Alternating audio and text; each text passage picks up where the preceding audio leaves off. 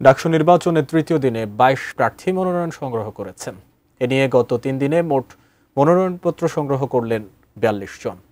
এদিকে নির্বাচনকে ঘিরে উপাচার্যের সঙ্গে বৈঠক শেষে ছাত্রদল জানিয়েছে, ঢাকা বিশ্ববিদ্যালয়ের হলগুলোতে সংগঠনের সদ্য ঘোষিত হল কমিটি বহাল থাকবে।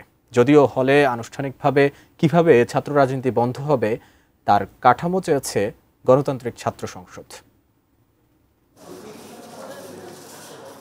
ডাকসু নির্বাচনকে ঘিরে এখন নির্বাচনী হাওয়া ক্যাম্পাসে। সকাল থেকে সিনেট ভবনে সম্ভাব্য প্রার্থীরা সংগ্রহ করেন মনোনয়নপত্র।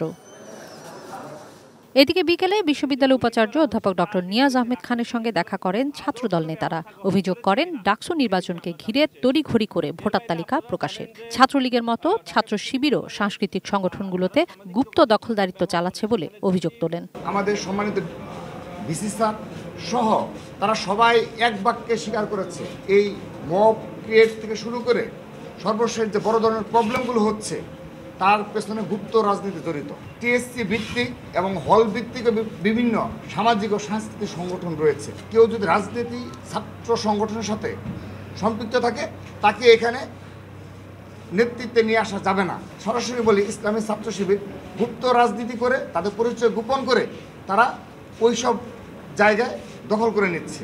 বিকেলের সংবাদ সম্মেলনে ভোট কেন্দ্রের বিন্যাস নিয়ে প্রশ্ন তোলেন গণতান্ত্রিক ছাত্র সংসদের নেতারা।